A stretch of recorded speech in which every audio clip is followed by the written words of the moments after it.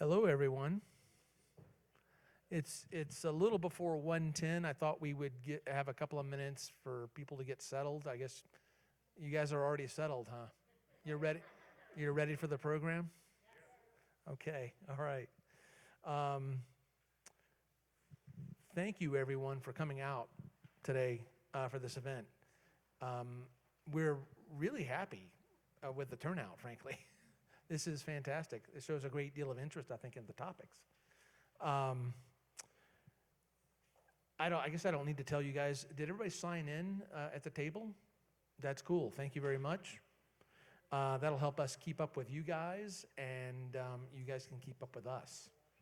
Um, FYI, we are recording the event, and so we are.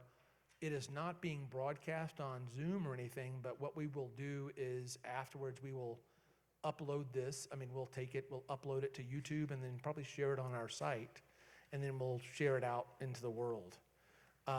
So feel free to go to our site and share this conversation with anybody and everybody you know, regardless of where they live. It'd be great to have this conversation in New Mexico, but it's, I think, a conversation that a lot of places across the U.S. probably are having right now. I'm going to say a little bit about how today's event will work. We have 3 sessions. The first session is going to be, I'm going to talk to Jeremy Farris, who is the executive director of the New Mexico Ethics Commission. I don't know how much, well, this seems to be a pretty informed crowd. So you guys know about the Independent Ethics Commission and its formation and the long haul over many years to create that. That's our first set. It'll be a conversation. We'll probably do 30 minutes of Jeremy and I talking. We promise not to talk too much about Georgia. We are both from Georgia. I'm happy that got a laugh.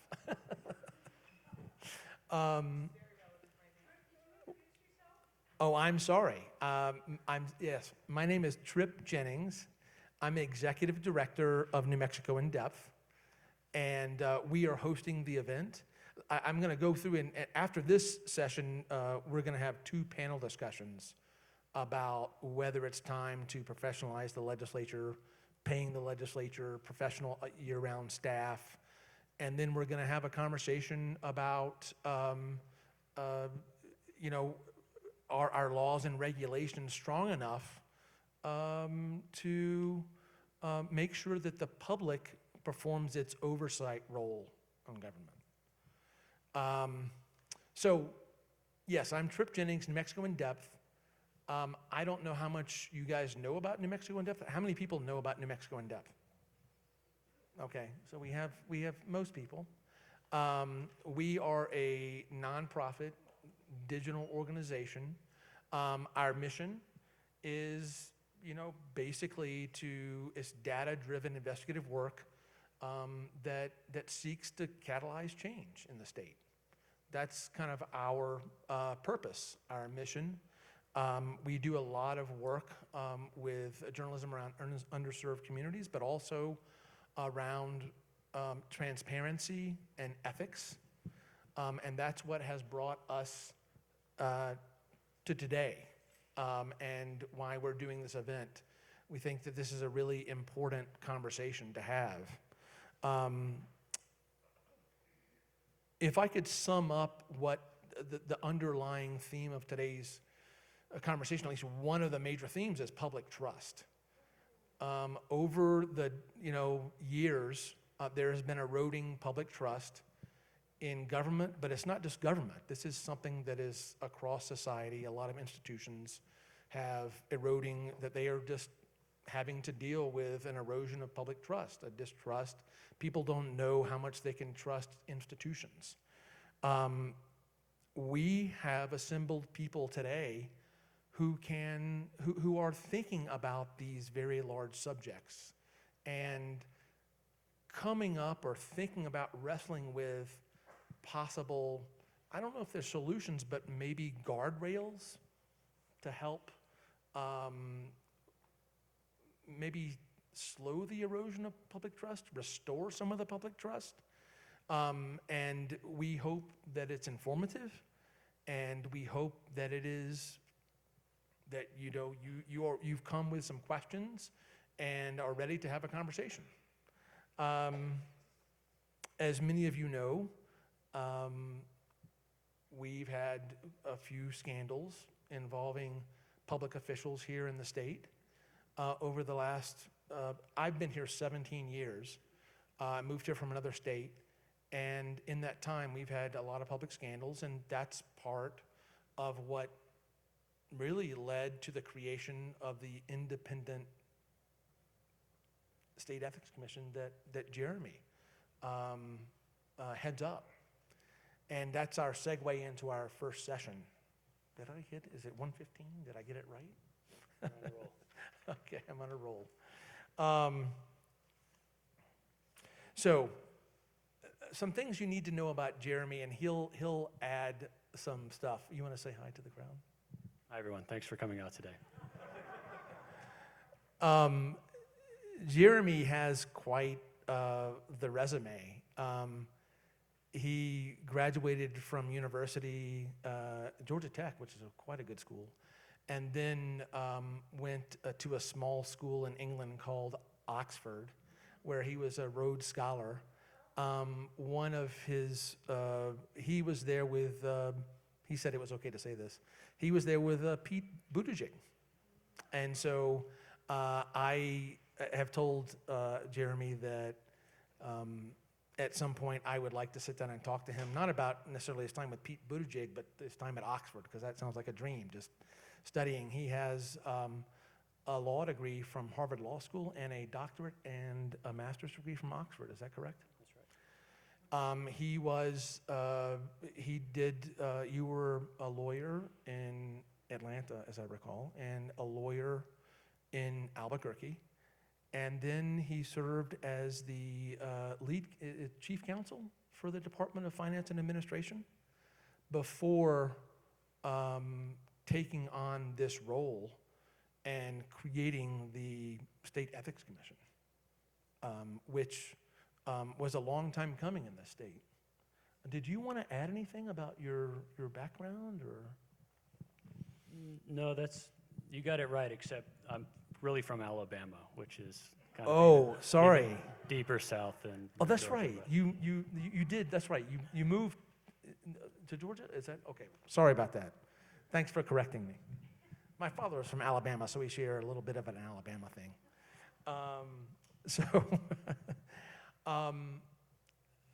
I told Jeremy that I would talk a little bit about just the quick history that I know about the State Ethics Commission, and then we'll have this conversation, which is I got here in 2005 from Connecticut, where a governor had just gone to federal prison for public corruption.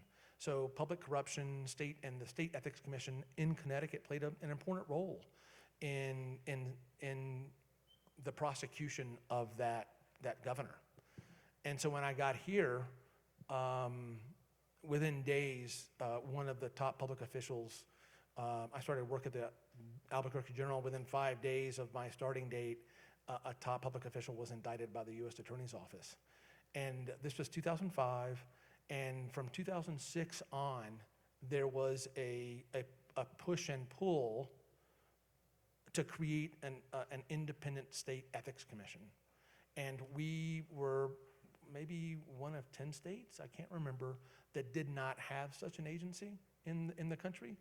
So there was a long battle at the legislature that lasted during my time from 2006 to 2017, when the legislature passed enabling legislation, the constitutional referendum.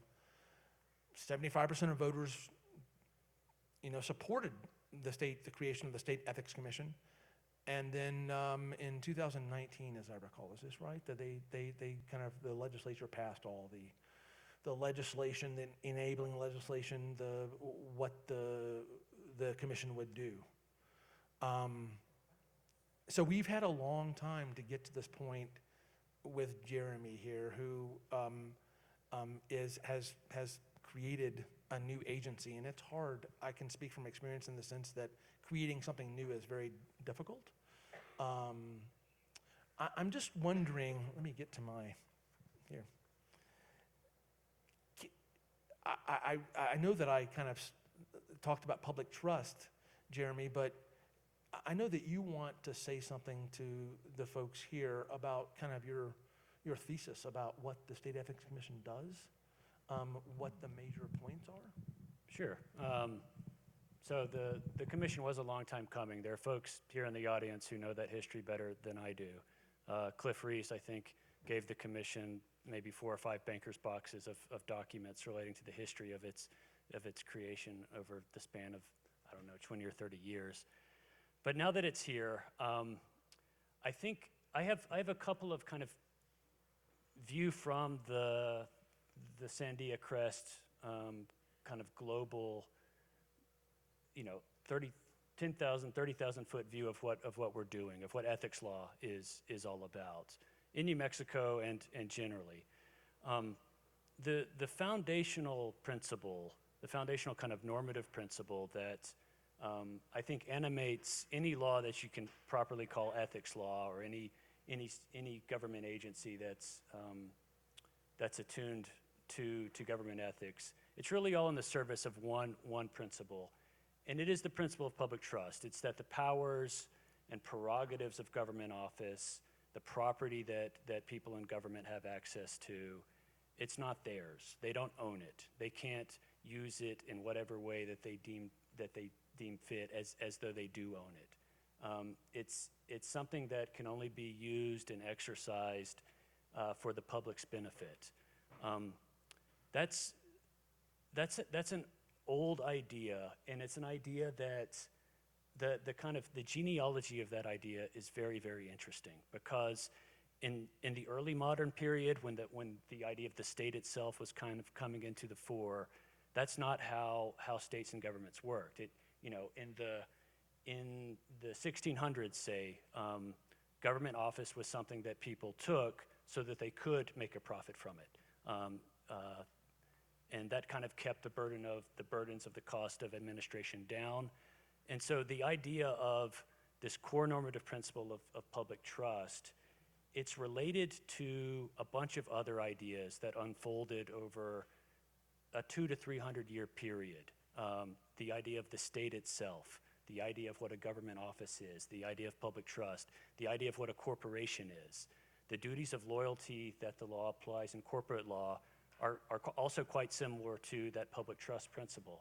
All of these ideas kind of unfolded together over time to kind of arrive at the normative landscape that we have now, where we very much believe that the property and the functions of the state, it's something that is very much the people's, the public's, and those individuals that happen to occupy government office for some period of time, that stuff that they exercise, the powers they have, the property they have access to, it's not theirs.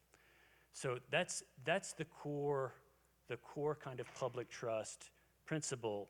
And if there's anything that we're doing at the State Ethics Commission, or anything that ethics law is doing, it's really in the service of that principle. And some of our statutes are very much kind of straightforwardly in the service of that principle. Our state's Governmental Conduct Act, our Gift Act is in the service of that principle. You can think about the procurement code in that way. Procurement is structured through the requirements of the code to maximize the public's interest and to ensure that the folks that are engaged in government spending aren't using that to benefit themselves or their businesses or their friends or their family. I mean, Jeremy, can I just ask you this real quick? Sorry to interrupt, but I mean, your agency has purview over, I think, 8 or 9 state laws? So all of those statutes I just mentioned, we do. The anti-donation clause is a constitutional provision that serves that purpose. It's a bit overbroad with respect to that purpose, but there are other constitutional provisions, the emoluments clause, the extra compensation clause. So all of that is kind of core ethics law, and they're all in the service of that public trust principle. On the periphery, just the next step beyond that principle is the disclosure statutes. And disclosure, disclosure is deeply important for a few reasons. Disclosure, and by disclosure regimes, I mean disclosure over campaign finance, who's funding campaigns, disclosure over financial interests, disclosure as to what lobbyists have to disclose with the work they do in the roundhouse and on the fourth floor. The disclosure regimes, they're in the service of the public trust principle because they help the public and investigative journalists kind of ascertain and check whether or not the public trust principle is really being complied with. That's one of the core principles of disclosure. It's one of the core reasons why we think disclosure is important. Also, if there are strong regimes of disclosure, it's likely to deter violations of the public trust. If people know that they have to disclose their financial position and who's lobbying them and who's giving to their campaigns and where they get their income from,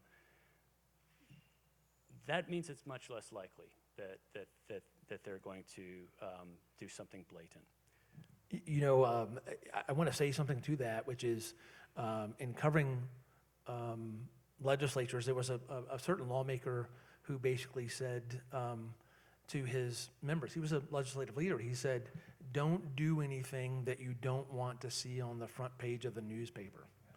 And speaking to, you know, this basically the potential for that, because the more disclosure that lawmakers, public officials have to do, it's easier for those of us who go looking through documents to find this stuff, and I can speak from experience, we're gonna write about that if there seems to be some kind of problem. I'm just adding that, Sure. you know, that's part of the. And you ought to. That's why we have these statutes. We have them, I think, for a deeper reason. And the deeper reason, it's even more foundational than that public trust idea. It has to do with the kind of democracy that we in fact have, as opposed to the ideal theory of democracy that we kind of first learn and then and sometimes project in our most idealistic moments. The ideal theory is that the representatives, our elected representatives, are the voice for their constituents. Our elected representatives in the roundhouse, in the county commission, city council, school board, they represent districts. We care a lot about districts. We do a census every 10 years so that we can get the count right, so that we can get the populations in those districts roughly equal, because the representatives are the voice for the people that live in those districts, and ideally people ought to have equal voice in their government. That's the ideal theory, but there are many, many departures from the ideal theory. And the departures begin to stem from the fact that it's not a surprise, and we all know that our elected representatives, that their views aren't formed only by the people that live in their district. They talk to other people. They talk to people that donate to their campaigns, lobbyists who lobby them, regulated entities, the leadership in their parties, people in DC, people they went to law school with, other friends that they have that aren't in their district. And so when we know that our elected representatives' views are being tutored by all these conversations that occur outside of their district, the ideal theory begins to come under some pressures. And so what do we say to just the voter who lives in the district for whom there's tension as to whether or not their representative is their voice? I think one of the ways that we can justify these departures from the ideal theory and the democracy we actually have is with regimes of disclosure. If that voter can go and look at where that representative is getting their income, who's lobbying them, who's donating to their campaigns, the departures are easier to live with, and they help to justify the democracy that we have, the democracy for realists. I mean, in some ways, you know, thinking about the history of societies and stuff, back in the day, there was the monarch, and they were kind of the public.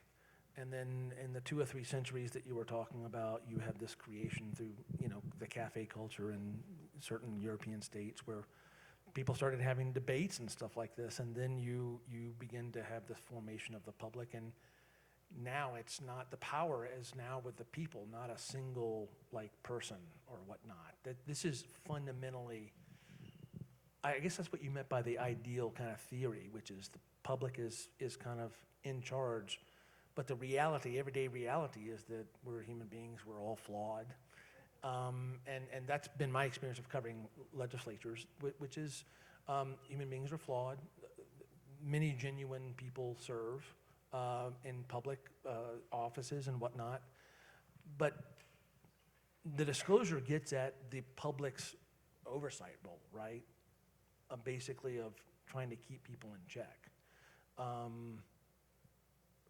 From crossing the line into what maybe we would call venal sins, cardinal sins, corruption, whatever.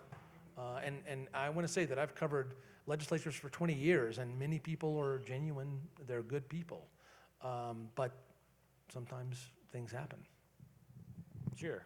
So Trip, that's Federalist 52. We design government not for angels, but for people and all their flaws. That's a great point, And and so that's why disclosure regimes are really important, and that they be robust and demanding, because they help do the checking function, they help do the deterrence, but really they're also serving to justify normatively the democracy that we have. Can you tell some of the folks here just some basics about how many members, how many staff? We've covered some of the laws, but just how many staff, how many members, how they were picked, how they were selected, Sure. that kind of thing. Sure. So the State Ethics Commission, it's a 7-member commission. It's necessarily bipartisan. There are 3 Republican-appointed members, 3 Democrat-appointed members, 1 declined a state member. The commissioners are appointed by the leadership of the legislature and the governor. The governor appoints the chair, who has to be a retired judge. The speaker gets an appointment. The pro tem gets an appointment. The minority leader in the Senate and the minority leader in the House get an appointment. The legislatively appointed commissioners then appoint 2 additional commissioners. So there are 2 commission-appointed commissioners. I believe it's the only state agency that's necessarily bipartisan in its quorum and consent requirements. So the commission can't take any action without the consent of 2 Republican-appointed commissioners and 2 Democrat-appointed commissioners. That's been interesting. I worry one day that will be the weakness in the commission. But I hope, and so far it's been the case, that the commissioners, they see their role as one to not frustrate the commission, but to really do the work it's intended to do.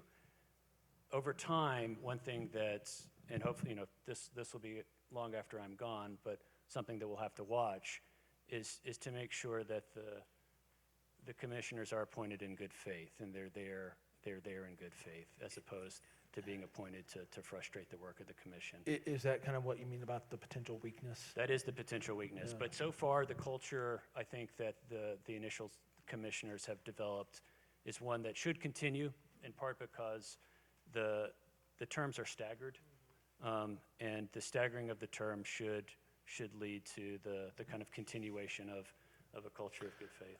So in a sense, when you say that, the model that jumps to mind is like the Federal Election Commission, which for a long time, actually a lot of action was stymied because there was a partisan kind of bickering going on.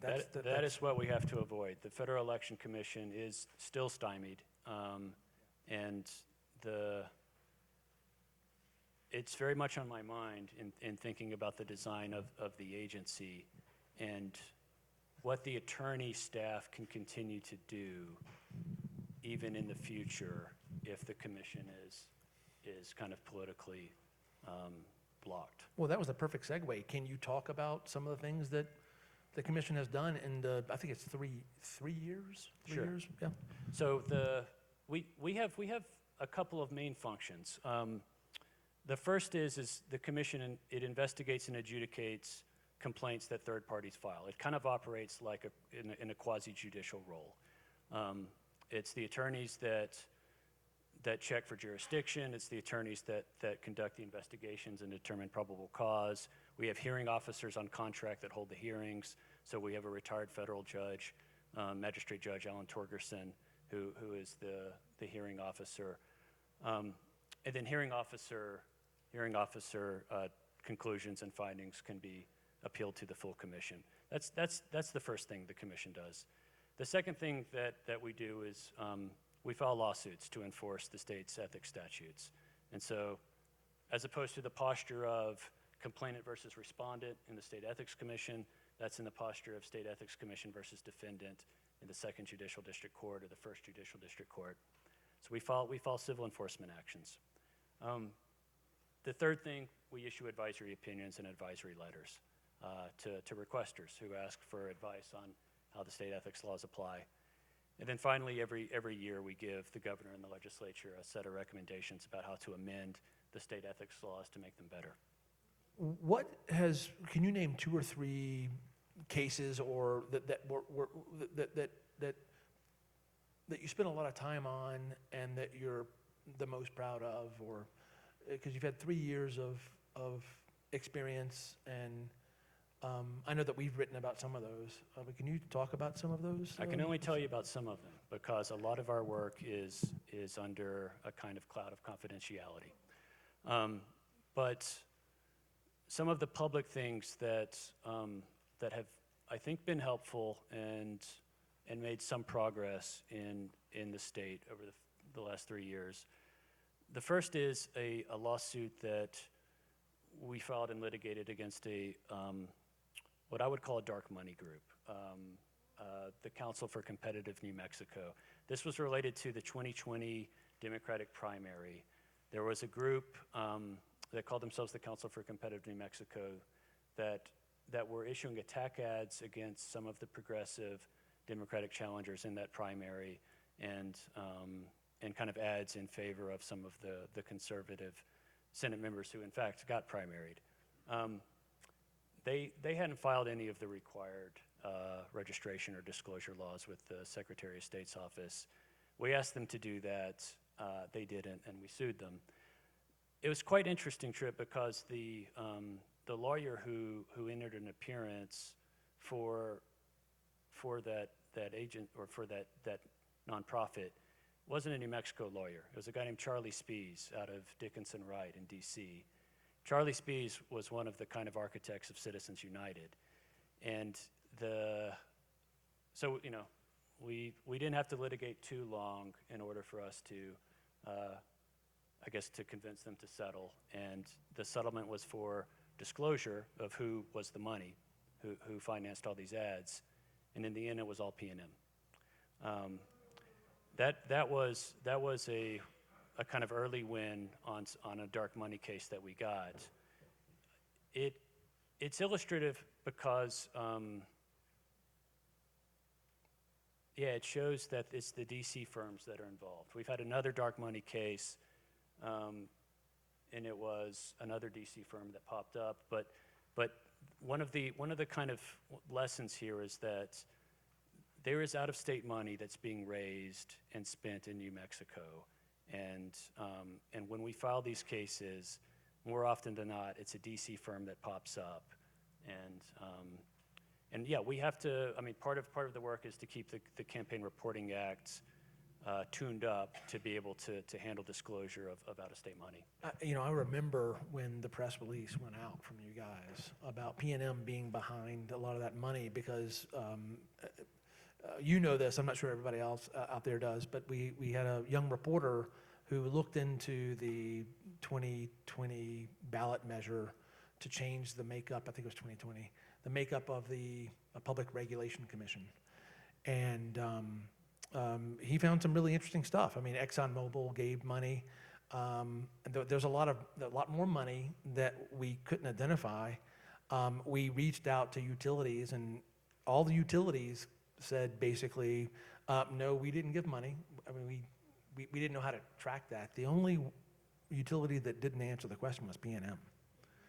And so the next day, I mean, within a week or so, the press release came out about P&M being behind that money. And so, there's there's an unanswered question there. We don't know whether they contributed to that ballot, the ballot measure. But it was extraordinary, the timing of that press release, what you guys got from them. I know that in our minds, we were like, whoa, that's really interesting. Right, that was a two separate cases. One was about the funding of the ballot amendment to change the composition of the PRC. Another was about the Democratic primary. They were kind of overlapping in time. Yeah, two different separate issues, sorry, cases. So the dark money cases, that's one thing that we've had some early successes on. We just settled a case that's the most significant revolving door case that we've had. It involved a gentleman who was a commercial appraiser in Sandoval County, and then left his employment with Sandoval County, went to work for a tax consultancy, and represented Presbyterian on Russ Medical Center's valuation, which is one of the most significant properties in Sandoval County. And through that revolving door kind of set of actions, the result was that the valuation of Presbyterian dropped dramatically from like 22 million to 14 million, and then they were trying to get it down to like 7 million. It was from our view a pretty egregious set of revolving door violations in the Governmental Conduct Act, and we brought suit. We're somewhat hampered by what we can do in the Governmental Conduct Act because the penalties, the civil fines are quite low. It's $250 per violation for a total penalty of $5,000. If you're a tax consultancy, that's just, and you're trying to hire commercial appraisers from the different counties, you can just absorb that as a cost of doing business. Margins, right? It's on the margins. So one thing that we try to do, and it's a bit creative, but I think the law supports it, is we pushed for disgorgement of the profits that this tax consultancy got from Presbyterian because of the revolving door violations. What is disgorgement? Disgorgement is just a fancy legal way of saying you gotta pay back what you unlawfully received. And yeah, we just settled that case for $13,000, which is the amount that Presbyterian paid this tax consultancy for that representation. It's kind of an amazing case. I read some of the case before this. It was pretty egregious, actually, what happened there. You mentioned that. That's some of the stuff that you have done. I'm wondering, what's coming in 2023? I mean, you guys have a pretty ambitious agenda. You mentioned maybe tightening up the Governmental Conduct Act. I don't know if that's part of the agenda or... Right. So on next Friday on the 9th, the commission will meet, and the commissioners will decide the kind of set of pieces of legislation that they want to support and recommend to the legislature and the governor. There are 4 bills that we're actively working on. One is a bill that Senator Linda Lopez will sponsor to improve the Governmental Conduct Act. Another bill is a bill I believe Senator Duhigg will sponsor to improve certain parts of the Campaign Reporting Act, to make the disclosure requirements for money that's raised out of state easier for us to track, and also to kind of put in some basic guardrails on loans that candidates can make their own campaigns. Right now in New Mexico, we don't really have a lot of law about this. A candidate can loan their campaign money at interest, and then once they're elected, they can use contributions to pay the interest that their campaign owes them. I'm not saying that happens. I don't have any evidence that it happens. I am aware of, and I do follow the loan amounts that candidates make their campaigns. But right now in New Mexico, that's legal, and that shouldn't be legal. So there are certain guardrails that we need to put in place around the Campaign Reporting Act. I know in talking with you, you mentioned also that there might be legislation to tighten up or reform somewhat the procurement code. Is that gonna be? We have been working with the LFC on a procurement code bill that would address some aspects of sole source procurement and emergency procurements. But really the piece of legislation that is the most ambitious, and I think that is the hardest lift, for the members is what we call the Disclosure Act. It's a repeal and replace of the Financial Disclosure Act, which is not demanding enough to actually serve its function. The reason you have a Financial Disclosure Act is so that members of the public can figure out whether or not folks in the commanding heights of government actually have conflicts of interest or might have conflicts of interest. And our current financial disclosure law doesn't serve that purpose at all. It takes about 2 minutes to fill out. You don't have to disclose your sources of income. And the Disclosure Act is a bill that right now Senator Tallman and Representative Garrett, I believe, will sponsor.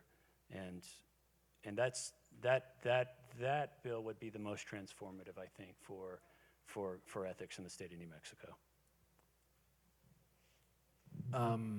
Yeah, I would imagine that's going to take a lot of heavy lifting at the legislature.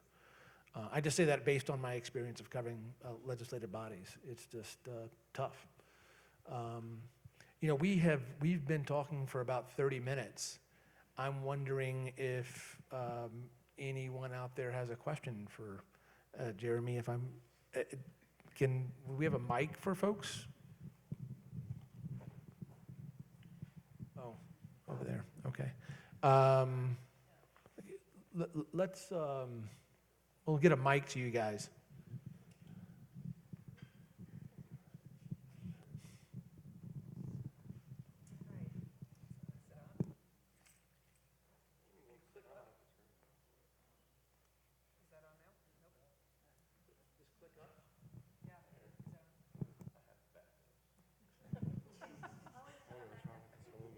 Does that work? Yeah, thank you. Thank you for organizing this. You mentioned having submitted some bills to the legislature over the last 3 years. I'm wondering which ones did not pass. Which ones did not pass and why, and whether you're going to be reintroducing any of those. So since the commission's inception, there's been a couple of bills that we focused on.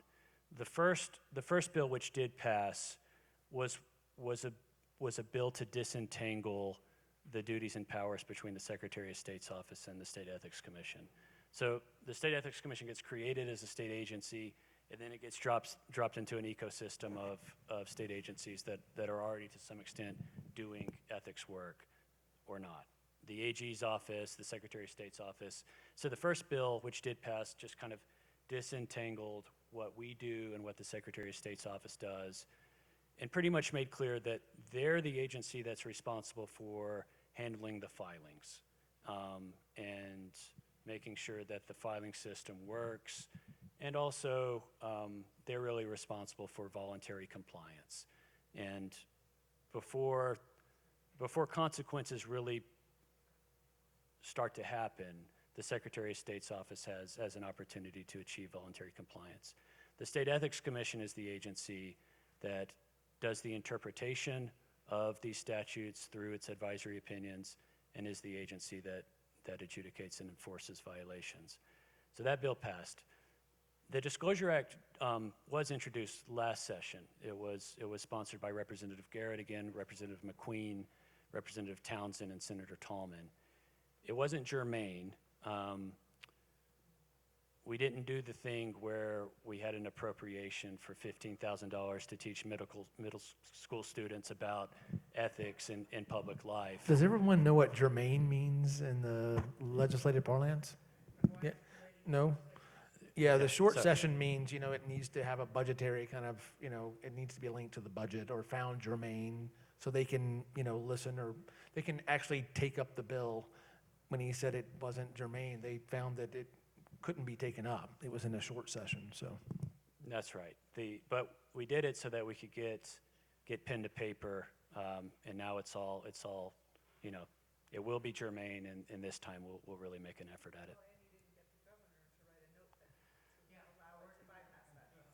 That is true. I asked the chief of staff about that, and I was told, while the governor is supportive, that this is something that should wait for after the election.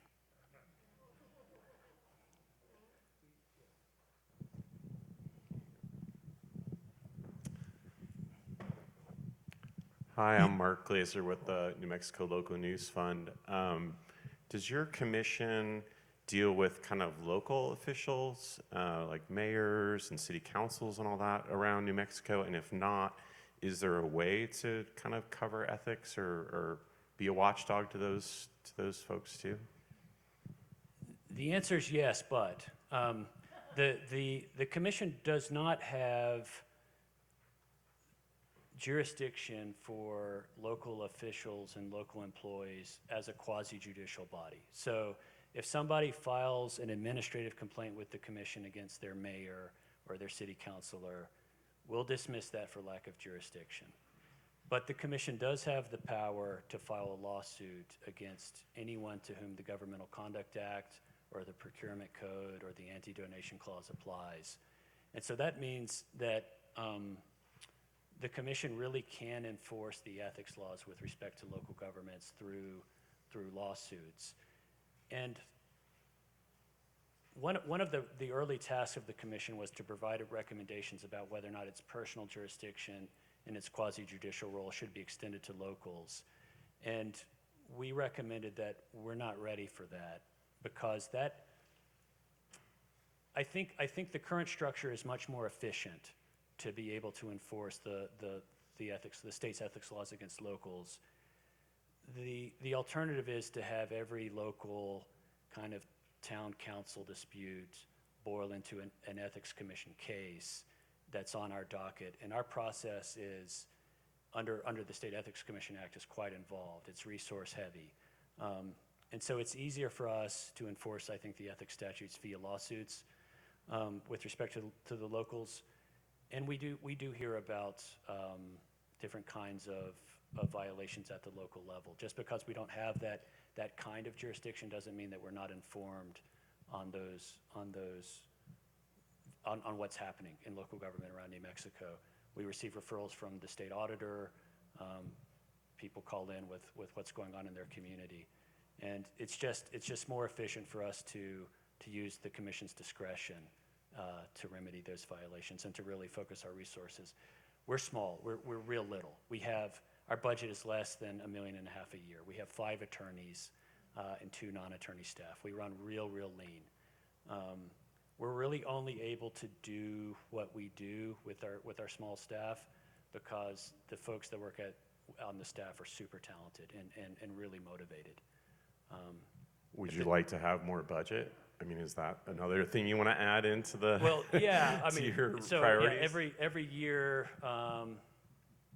every year we go for a little bit of an increase in HB2, and slowly we've been able to build the commission's budget and the commission staff. I mean, the initial appropriation for the commission was $500,000. That was like enough for 3 people and a couple of computers.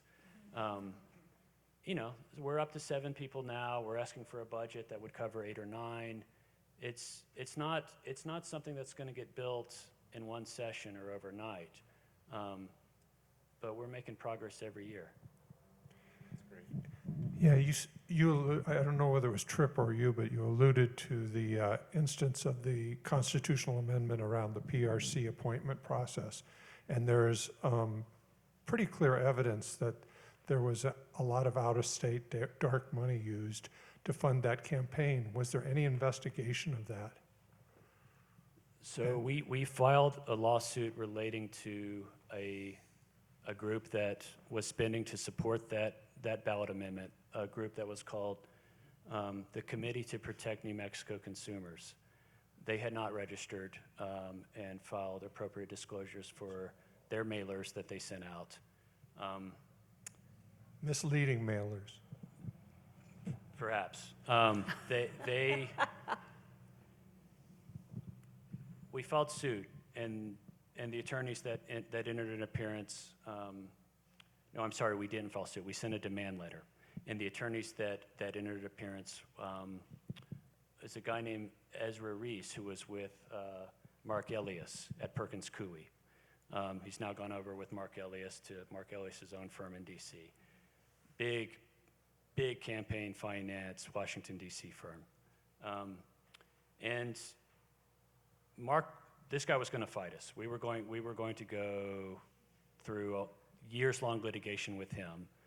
And instead of doing that, we settled for a disclosure of how much money that this group had spent. And it was more than 200,000, less than 500,000, but hundreds of thousands of dollars they had spent on these mailers in New Mexico.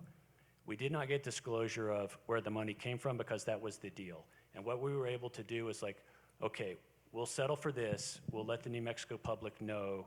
Because I'm talking about a month before the election. We were right up on the election, and we made the call that it was better to get some disclosure out a month before the election so that investigative reporters could follow up about who was actually behind the money, including the work of New Mexico in depth and finding out that Exxon was some of that money.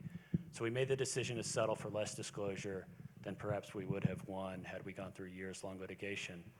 But had we gone through years-long litigation, we would have got the disclosures 3 years after the PRC was already changed. I know you have a question. I do, thank you. In full disclosure, my name is Diane Snyder, and I'm a former state senator. I've won and I've lost, and let me tell you, winning's better. So I do have really a clarification question, sir. Did I understand you to say that you would be introducing legislation that would curtail self-funding of your campaign? And if so, I guess I don't understand that. No, ma'am, that is not Oh, good. what I'm this glad I bill would do. asked. Okay. There's a well-established right for candidates to fund their campaigns, and even to do so with loans that they make to their campaigns. What this bill does in its draft form is regulate whether or not candidates can charge their campaigns interest on those loans. And I think that there should be regulations around that, because campaign contributions can be used to pay loans that campaigns owe the candidates. And if campaign contributions can be used for that purpose, they can also be used to pay the interest. And that allows members of the legislature to use contributions from lobbyists or campaign donors to directly fund their own income. And so the bill... Because they're paying interest? Because they're paying interest. You could, and this has happened They're before. charging it, not paying. Yeah, because they're charging interest. This has happened at the federal level. There was a case of a representative in California some years ago that I believe made more on the interest payments, contributions paying interest, than the loan principal itself over enough years. And so we don't have any law about this. There needs to be some guardrails. We also the law doesn't require that there be proof that a loan was actually made. So the most venal thing that could happen is a member just says, well, I loaned my campaign $100,000, and then pay themselves back the $100,000 without ever having to prove that the loan was made. So we just need some basic disclosure laws about that surround loans that candidates make their own campaigns. I appreciate what you've said, and I understand now what you're trying to accomplish, but as having someone whose $3,500 loan to my campaign some years ago, no interest, I find this fascinating. I guess I just didn't listen to the right people, because not only did I not make any money while I was serving, but I went into debt and had a huge credit card debt from going to committees and this, that, and the other when I left office. So good luck to you at trying. I think part of the problem, though, is because I'm not a stupid person, is the initial subject suddenly we don't know as much about what you're trying to accomplish. And I think if more of us did understand, then you would have an easier time. That's why I'm here today.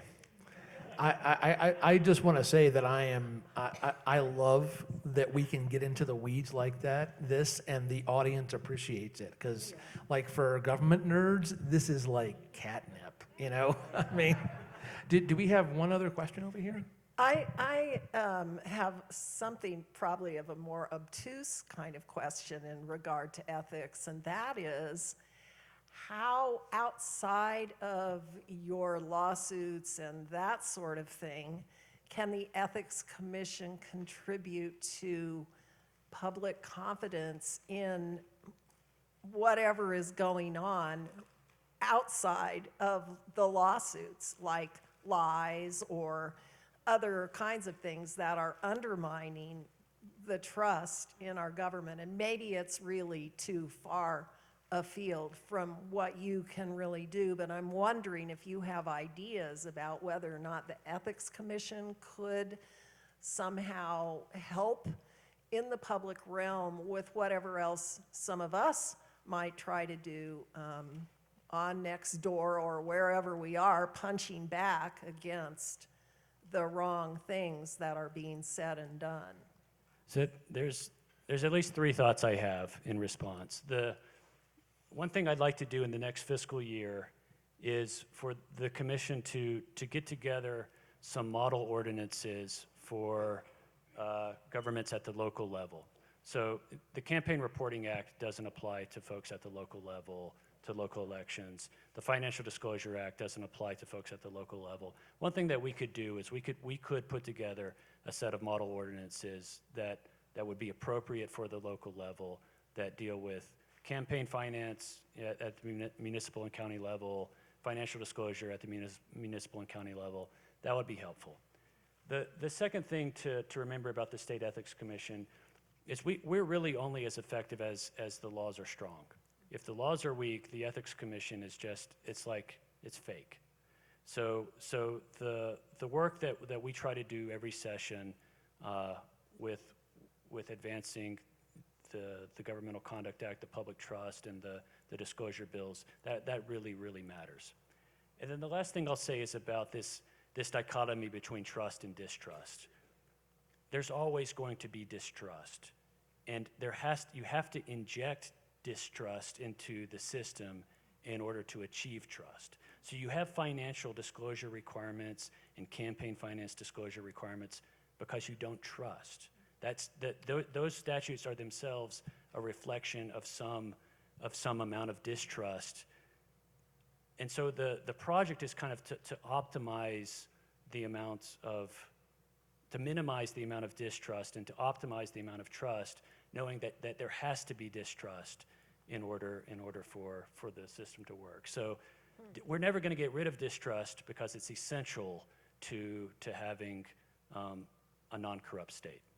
Cliff has one question, and I know it's going to be a simple one, right? Because we're at Yeah, time. absolutely.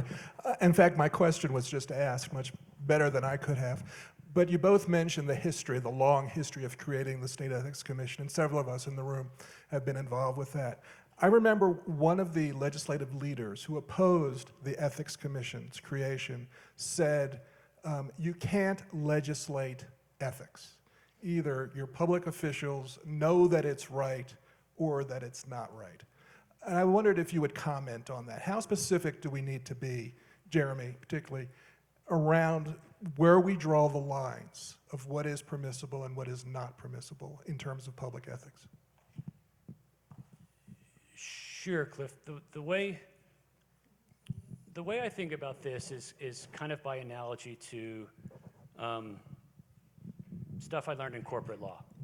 So there are, if you work for a business, you have duties of loyalty to the corporation. You have duties of care.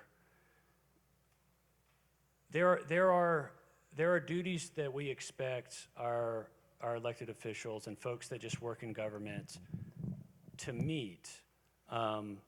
They should be attentive in their jobs. They should care about what they're doing. They should not slack off. They shouldn't necessarily be closing down the computer at 4:59. I mean, there are things that we would want any civil servant to do that's working for the public. That stuff we don't need to legislate. There needs to be this kind of set of aspirational, supererogatory conduct that's just out there that people can aspire to. If they, And that's just kind of wrapped up with caring about what you do and having integrity in yourself and caring about, you know, what it is you do when you wake up every morning and go to work. That's stuff we don't need to legislate. There are duties and there is conduct that the public needs to demand of folks that work for government, and particularly folks that work in the commanding heights of government. And that stuff relates to the public trust stuff, the making sure that the powers and the property of office are used for the public's benefit and not for their own benefit and or their friends or their businesses or their family members. That needs to be law, as well as the disclosure stuff needs to be law. At the risk of going down a rabbit hole, I mean, we're past time, but my sense of it is that individual people sometimes have, you know, different understandings of what's moral and what's not. And it's kind of important to have maybe oversight, public oversight. That's just my sense of things. Jeremy, listen, thank you so much for this time with you. I really learned a lot. It was really an interesting conversation. I think the audience probably agrees. Thanks so much for coming up. You bet.